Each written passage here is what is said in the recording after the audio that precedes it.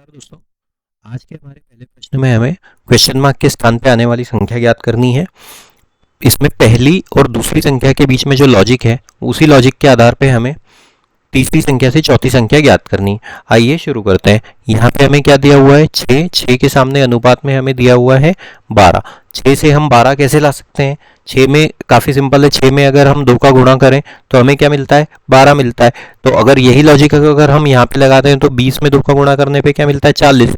अब ऑप्शन में 40 दिया हुआ है क्या? नहीं। तो हाँ, यहाँ पे और कोई लॉजिक लगा हुआ है। तो 6 से अगर हमको 12 प्राप्त करना हो तो हम कैसे प्राप्त कर सकते हैं, या हम इसको कैसे लिख सकते हैं?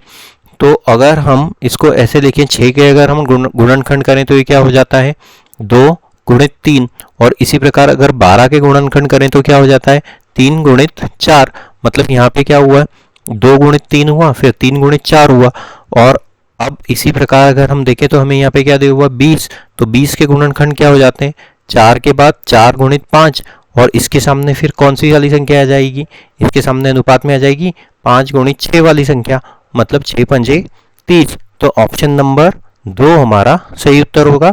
इसमें यहाँ पे क्वेश्चन मार्क के स्थान पे 30 संख्या आ जाएगी। इसके गुणनखंड हो गए 2 गुणित 3, इसके हो गए 3 गुणित 4, इसके हो गए 4 गुणित 5 और इसके हो गए 5 गुणित 6। अगले प्रश्न की ओर बढ़ते हैं। अगले प्रश्न में हमसे कहा गया है, यदि a का अर्थ है माइनस a, मतलब माइनस c का अर्थ है गुणा, और इसी प्रकार d का अर्थ है डिवाइड करना और e का अर्थ है जोड़ना, तो हमें इस समीकरण को हल करना है।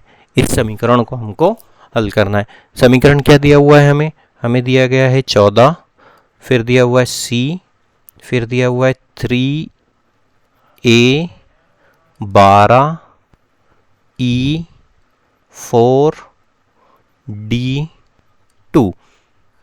अब लेटर्स के स्थान पे चिन्ह रख देते हैं। तो 14 c के स्थान पे क्या आ जाएगा? गुणा। 3 a के स्थान पे क्या आ जाएगा? माइनस। 12 e के स्थान पे आ जाएगा प्लस। 4 फिर d के स्थान पे आ जाएगा डिवाइड 2। अब बॉडमेस नियम लगाएंगे तो सबसे पहले हम क्या करेंगे? डिवाइड करेंगे। तो 14 गुणित 3 माइनस 12, 4 में अगर 2 का भाग दें तो क्या हो जाता है? 2 मिलता है हमें। अब क्या करेंगे? अब इसके बाद हम गुणा करेंगे बॉडमेस नियम के हिसाब से। 14 तिया 42 माइनस 12 प्लस 2। अब ये क्या हो जाएगा? इन दोनों को जोड़ देंगे तो 14 और इसको जोड़ा तो ये कितना हो जाता है? 42 और 2 को जोड़ा तो हो जाता है 44। 44 माइनस 12, अब इसको घटा देंगे तो कितना मिलेगा? 32 मिलेगा। ऑप्शन नंबर 4 हमारा सही उत्तर हो जाएगा। अगले प्रश्न में हमें कोडिंग डिकोडिंग से संबंधित प्रश्न दिया गया है, जिसमें कहा गया है कि यदि मस्टर्ड को इस संख्या के रूप में लिखा जाता है तो प्रोफ्यूज को उसी कोड में कैसे लिखा जाएगा, ज्ञात करना है। तो जब भी अंग्रेजी की वर्णमाला के लेटर्स को या वर्ड को नंबर में कोड किया जाता है तो हम क्या करते हैं? हम सबसे पहले अंग्रेजी की प्लेस वैल्यू लिख लेते हैं, या उसको ध्यान में रखते हैं। 26 लेटर्स होते हैं अंग्रेजी की वर्णमाला में, A B C D, और इसी प्रकार अंत में X Y Z। तो A की प्लेस वैल्यू होती है 1, B की 2, C की 3, D की 4, और हर एक लेटर की प्लेस वैल्यू इसी प्रकार से होती है, X की 24, Y की 25 और Z की 26। अब हमसे क्या कहा गया है? मस्टर्ड को कैसे लिखा गया है? MUSTARD।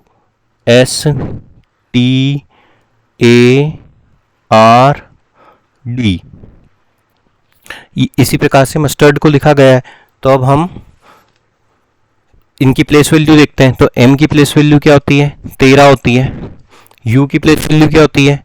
21 होती है। F की प्लेस वैल्यू क्या होती है? 19 होती है। T की प्लेस वैल्यू कितनी होती है? 20 होती है।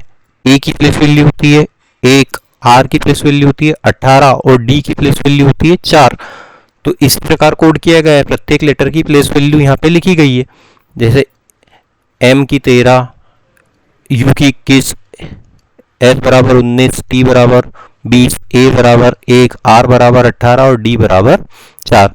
तो इसी प्रकार से इसको कोडित किया गया है। 1321119 1321119 201184 201184। अब ऑफिस को कैसे लिखेंगे ये हमको ज्ञात करना है। तो प्रोफ्यूज में अब इनकी प्लेस वैल्यू हमको लिखना पड़ेगी। तो यहाँ पे क्या हो जाएगा, यहाँ पे है PROFUSE,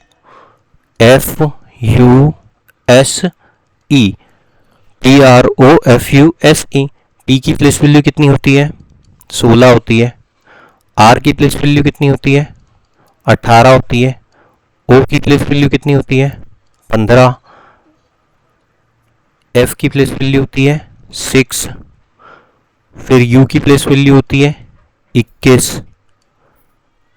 F की प्लेस वैल्यू होती है 19 और E की प्लेस वैल्यू होती है 5। तो क्या संख्या बन रही है, 1618 15621 195, 1618 15621 195। ऑप्शन नंबर 4 हमारा सही उत्तर हो जाएगा। काफ़ी ज़्यादा इंपॉर्टेंट प्रश्न है, इस प्रकार के प्रश्न परीक्षाओं में काफ़ी ज़्यादा पूछे जाते हैं। अगले प्रश्न की ओर बढ़ते हैं। अगले प्रश्न में हमें कहा गया है कि उन विकल्पों को चुनना है, उस विकल्प को चुनना है जो बाकियों से भिन्न हो। कुल मिला के 4 विकल्प यहाँ दिए हुए हैं, जिसमें से 3 एक तरीके से एक समान है और एक उनमें से भिन्न है। जो भिन्न है वही हमारा उत्तर है। कौन कौन से शब्द दिए हुए हैं, teacher, justice, lawyer, chef. Teacher मतलब शिक्षक, जस्टिस मतलब न्याय, लॉयर मतलब वकील और शेफ मतलब जो खाना बनाने वाला हो। तो टीचर भी एक पेशा है, एक प्रोफेशन है, लॉयर भी एक प्रोफेशन है और शेफ भी एक प्रोफेशन है। लेकिन जस्टिस न्याय है, तो ये सब तो एडजेक्टिव्स हैं। एडजेक्टिव्स मतलब ये सब एक पेशे को दर्शा रहे हैं और ये एक न्याय मतलब ये एक संज्ञा हो गई। तो ऑप्शन नंबर 2 इनसे भिन्न है। बाकी अन्य के जो 3 है, 1 3 4, ये किसी ना किसी पेशे को दर्शा रहे हैं। न्याय एक संज्ञा को या एक स्थिति को दर्शा रहा है। तो ऑप्शन नंबर 2 हमारा सही उत्तर हो जाएगा। नंबर सीरीज से संबंधित अगला प्रश्न है, जिसमें हमें क्वेश्चन मार्क के स्थान पे आने वाली संख्या ज्ञात करनी है। इन नंबर्स में आपस में जो संबंध है उसी संबंध को हमको ढूंढना है और उत्तर ज्ञात करना है। तो क्या कौन कौन सी संख्याएं दी हुई है यहाँ पे, 6, फिर दिया हुआ है 10, फिर है 18, फिर है 34, फिर है क्वेश्चन मार्क और उसके बाद है 130। तो अब देखते हैं संख्याएं कैसे बढ़ रही हैं। तो 6 से लेके 4 तक अगर हम आए तो कितना करना पड़ा, +4 करना पड़ा। 6 से लेके 10 तक आए तो +4 करना पड़ा। अब 10 से लेके 18 करना है तो कितना हो जाएगा, ये +8 हो जाएगा। 18 से लेके 16 कितना होता है, अगर 18 से लेके 34 ज्ञात करना हो तो हमको क्या करना पड़ेगा, +16 करना पड़ेगा। तो यहाँ पे क्या हो रहा है, किस प्रकार से सीरीज आगे बढ़ रही है, +4 का अंतर था, फिर +8 का अंतर हुआ, फिर +16 का अंतर हुआ। तो यहाँ पे अब कितने का अंतर हो जाएगा, यहाँ पे 32 का अंतर हो जाएगा। तो 34 में अगर हम 32 जोड़ें तो कितना मिलता है हमको, 66 मिलता है। तो क्वेश्चन मार्क के स्थान पे 66 आ जाएगा। अब इसी श्रृंखला को हम आगे बढ़ाते हैं, देखते हैं 130 आता है क्या। तो 32 कैसे चल रहा था, 4 के बाद 8 के बाद 16 के बाद 32, तो 32 के बाद अब ये कितना हो जाएगा, 64 हो जाएगा। तो 64 में अगर हम 66 जोड़ दें तो हमको कितना मिलता है, 64 में 66 जोड़ने पे 130 मिलता है। यही लॉजिक यहाँ पे चल रहा है। तो क्वेश्चन मार्क के स्थान पे कौन सी संख्या आ जाएगी, 66, 66। ऑप्शन नंबर 3 हमारा सही उत्तर हो जाएगा। अगले प्रश्न की ओर बढ़ते हैं। अगले प्रश्न में हमें फिर से एक क्वेश्चन मार्क के स्थान पे आने वाली संख्या ज्ञात करनी है। तो अब ये जो संख्याएं हैं इनको ध्यान से देखें और हम देखें कौन सा लॉजिक इनमें लगा हुआ है। यहाँ पे दिया हुआ है 5, 5 के बाद दिया हुआ है 10, 10 के बाद दिया हुआ है सीधे 50 और 50 के बाद दिया हुआ है 122। तो ये अगर हम ये मानें कि ये इसका दुगना हुआ तो 5 दूना 10 होता और 10 के बाद यहाँ पे 20 और 20 दूना 40 आना चाहिए था, लेकिन यहाँ पे तो 50 है। तो संख्याएं डबल तो हो नहीं रही है। तो अब लेकिन संख्याएं एक दूसरे से काफ़ी ज़्यादा बड़े अंतर से बढ़ भी रही। 5 के बाद सीधे 10 आया, 10 उसके बाद फिर क्वेश्चन मार्क, फिर 50 और 122। तो स्क्वायर या क्यूब वाली ट्रिक लग सकती है। तो अगर हम 5 को लिखें तो हम कैसे लिख सकते हैं, 5 को हम लिख सकते हैं 2 का वर्ग धन 1, इस प्रकार से 5 को लिख सकते हैं।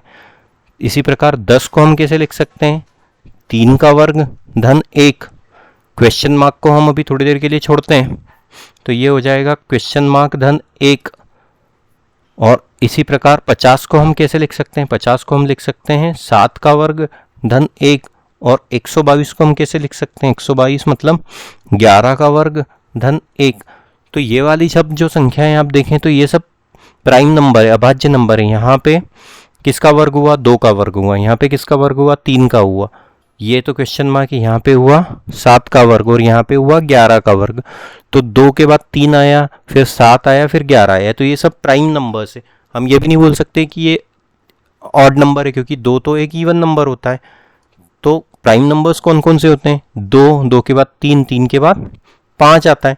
तो यहाँ पे क्या आ जाएगा, क्वेश्चन मार्क की जगह 5 आ जाएगा, मतलब किसका वर्ग होगा, ये 5 का वर्ग होगा। तो 5 का वर्ग होता है और उस 25 और उसमें जोड़ा जाएगा 1, तो 5 का वर्ग 25 धन 1 बराबर 26।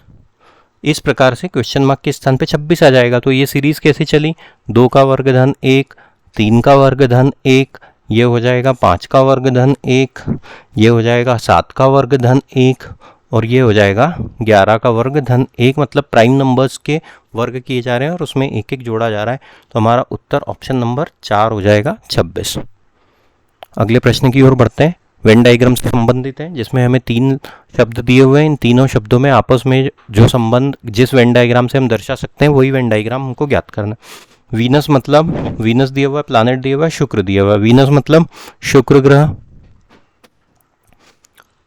प्लैनेट मतलब ग्रह और सन मतलब सूर्य।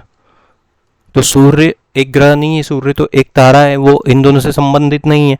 लेकिन वीनस एक प्लैनेट है, तो अगर हम प्लैनेट का एक सर्कल बनाएं, ये हो जाता है जिसमें सभी प्लैनेट सभी ग्रह आ जाते हैं। जैसे पृथ्वी भी एक ग्रह है, मंगल एक ग्रह है, शुक्र एक ग्रह है, बृहस्पति एक ग्रह है। तो इसी प्रकार इसमें शुक्र या वीनस का एक सर्कल बन जाएगा। लेकिन सूर्य इनसे भिन्न है, सूर्य एक तारा है, हमारे सौरमंडल का सबसे बड़ा तारा सूर्य है, ये हो जाएगा सन। तो हमारा वेन डायग्राम कैसे बनेगा, एक बड़ा गोला, उसके अंदर एक छोटा गोला और पास में एक दूसरा गोला जो इन दोनों से संबंधित नहीं है। ऑप्शन नंबर 2 हमारा सही उत्तर हो जाएगा। अगले प्रश्न में क्या कहा गया है, लंदन को MPO के रूप में कोडित किया गया है। तो दिल्ली के कैसे कोडित करेंगे ये हमको ज्ञात करना है। तो जब भी इस प्रकार के प्रश्न आए जिसमें अंग्रेजी के लेटर्स को या वर्ड्स को अंग्रेजी के ही दूसरे लेटर्स वर्ड्स के रूप में कोडित किया जाता है, तो हमें प्लेस वैल्यू से हमारा उत्तर मिलने की संभावना ज़्यादा होती है। तो देखते हैं इसको कैसे लिखा गया है। एक चीज़ जो हमें ध्यान रखनी चाहिए वो ये देखनी चाहिए कि पहले वर्ड में जितने लेटर हैं उतने ही लेटर दूसरे में दिए हुए हैं क्या। तो यहाँ पे 1 2 3 4 5 6, इसी प्रकार यहाँ पे भी 6 लेटर दिए हुए हैं। तो ये क्या कहा गया है हमें, LONDON।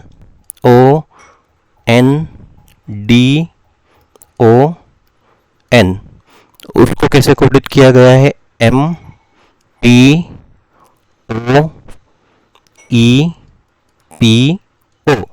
तो अगर L से M तक आना हो तो हमें क्या करना पड़ेगा, एक स्थान आगे बढ़ना पड़ेगा। LM एक स्थान आगे बढ़े, फिर O से लेके P तक आना हो तो फिर एक स्थान आगे बढ़े। N से लेके O तक आना हो मतलब एक स्थान +1 हुआ। D से लेके E तक आना हो मतलब +1, O से लेके P मतलब +1 और N से लेके O मतलब +1। तो प्रत्येक लेटर को एक एक स्थान आगे बढ़ाया गया है। तो इसी प्रकार अगर दिल्ली लिखना हो तो हम कैसे लिखेंगे, DELHI। D को अगर +1 करना हो तो ये कितना हो जाएगा, ये हो जाएगा E को अगर +1 करना हो तो ये कितना हो जाएगा F। L को अगर +1 करना हो तो ये कितना हो जाएगा M। H को अगर +1 करना हो तो ये कितना हो जाएगा I। और I को अगर +1 करना हो तो ये कितना हो जाएगा J। तो EFMIJ ऑप्शन नंबर 2 हमारा सही उत्तर हो जाएगा। अगले प्रश्न में हमें क्वेश्चन मार्क के स्थान पे आने वाली आकृति ज्ञात करनी है। ये आकृति इस दिशा में आगे बढ़ रही है एक निश्चित लॉजिक को फॉलो करके, वही लॉजिक हमको ढूंढना है। तो पहली वाली आकृति में देखें तो हमें एक डायमंड शेप दिया हुआ है जिसके अंदर 2 छोटे छोटे सर्कल दिए हुए हैं और एक सर्कल में एक इस प्रकार की रेखा के साथ ये बाहर निकल रहा है और एक यहाँ पे छोटा सा सर्कल या पेंटागन दिया हुआ है। दूसरी वाली आकृति में क्या होता है कि जो डायमंड वाली आकृति तो सेम है, लेकिन ये जो रेखा है वो पलट जाती है, मतलब ये आकृति फ्लिप हो गई है, ये वाली आकृति फ्लिप हो गई है और ये वाला जो डायमंड यहाँ पे था वो इस स्थान पे, इस कोने पे चले गया है। अगली आकृति में फिर से वो विपरीत दिशा में, ये फिर से फ्लिप हो गया है और ये रेखा इधर बाहर निकल गई है और ये ऊपर वाला बिंदु एक स्थान और आगे बढ़ गया है। तो अब ये ऊपर वाला बिंदु किधर आ जाएगा, यहाँ से बढ़ के इस स्थान से बढ़ के इस स्थान पे आ जाएगा। तो ये इस जगह पे हो जाएगा और ये डायमंड वाला शेप फिर से फ्लिप हो जाएगा इस प्रकार से। ये वाला जो बिंदु है वो इस दिशा में फ्लिप हो जाएगा और ऊपर वाला बिंदु यहीं पे रहेगा। तो इस प्रकार से हमारी ये आकृति बनेगी। देखते हैं इससे मिलता जुलता शेप कहाँ पे दिया हुआ है, हमें ऑप्शन नंबर 3 में दिया हुआ है। तो ऑप्शन नंबर 3 हमारा सही उत्तर हो जाएगा। अगले प्रश्न की ओर बढ़ते हैं। अगला प्रश्न डायरेक्शन से संबंधित है। डायरेक्शन से संबंधित जब भी प्रश्न आता है तो हम सबसे पहले डायरेक्शन चार्ट बना लेते हैं एक प्लस साइन के रूप में। तो जिसमें ऊपर की तरफ कौन सी दिशा होती है, ऊपर की तरफ यहाँ पे नॉर्थ या उत्तर दिशा होती है, उसके विपरीत साउथ या दक्षिण दिशा होती है, राइट हैंड साइड में ईस्ट या पूर्व दिशा होती है और लेफ्ट हैंड साइड में वेस्ट या पश्चिम दिशा होती है। अब हमसे क्या कहा गया है, हमसे ये कहा गया है कि प्रणव 10 किलोमीटर उत्तर की ओर चलता है। तो मान लेते हैं कि यह उसका स्टार्टिंग पॉइंट है, ये पॉइंट नंबर ए है, ये उसका स्टार्टिंग पॉइंट है। अब क्या कहा गया है, 10 किलोमीटर उत्तर की ओर चलता है। तो यहाँ से जब वो उत्तर की ओर चलेगा मतलब ऊपर की ओर चलेगा, इस दिशा में चलेगा। तो मान लेते हैं ये 10 किलोमीटर चलने के बाद वो इस बिंदु पे आता है पॉइंट नंबर बी पे। ए से बी तक की दूरी कितनी है, 10 किलोमीटर है। आगे क्या कहा गया है, फिर वो पश्चिम की ओर मुड़ता है। इस बिंदु पे आने के बाद वो पश्चिम की ओर मुड़ा, पश्चिम की ओर मुड़ा मतलब इस दिशा में मुड़ा और 10 किलोमीटर गया। अब यहाँ पे आने के बाद वो 10 किलोमीटर, ये ढक गया है, यहाँ पे गलत प्रिंट हो गया है। फिर वो 10 किलोमीटर उत्तर की ओर गया। तो यहाँ पे आने के बाद फिर से उसने 10 किलोमीटर की दूरी तय करी। तो मान लेते हैं ये पॉइंट सी है। तो सी से ले बी तक की दूरी कितनी होगी, 10 किलोमीटर हो गई। अब फिर वो दक्षिण की ओर मुड़ा। यहाँ पे आने के बाद फिर से वो दक्षिण की ओर मुड़ता है और 5 किलोमीटर चलता है। दक्षिण की ओर मुड़ा मतलब नीचे की तरफ मुड़ा। तो इस बिंदु पे आया, मान लेते हैं ई, ये पॉइंट नंबर ई है और कितनी दूरी चली उसने, 5 किलोमीटर चली। अंत में वह इस बिंदु पे आया। अब क्या कहा है, अंत में वह पूर्व की ओर मुड़ा और 10 किलोमीटर की दूरी तय करी। यहाँ पे आने के बाद उसने फिर से पूर्व की ओर मुड़ा मतलब इस दिशा में मुड़ा और 10 किलोमीटर की दूरी तय करी। तो वो किस दिशा में आ जाएगा, किस बिंदु पे आ जाएगा, यहाँ पे वापस आ जाएगा। ये मान लेते हैं पॉइंट एफ है। ये दूरी कितनी थी, 10 किलोमीटर थी। तो अंत, उसकी यात्रा का अंत कहाँ हो रहा है, इस पॉइंट नंबर एफ पे हो रहा है, एंड पॉइंट पे। तो प्रारंभिक बिंदु से वह किस दिशा में है, तो प्रारंभिक बिंदु था ए और अभी उसने यात्रा किस जगह पे खत्म करी, यहाँ पे खत्म करी। तो किस दिशा में है, अगर मान लेते हैं ये वाला पॉइंट है और ये पॉइंट ऊपर है तो वो उत्तर की ओर है। तो ऑप्शन नंबर 2 हमारा सही उत्तर हो जाएगा। उम्मीद करते हैं दोस्तों आपको आज का हमारा ये वीडियो पसंद आया होगा। कृपया करके हमारे चैनल को सब्सक्राइब कीजिए और इस वीडियो को अधिक से अधिक मात्रा में शेयर कीजिए। Thank you.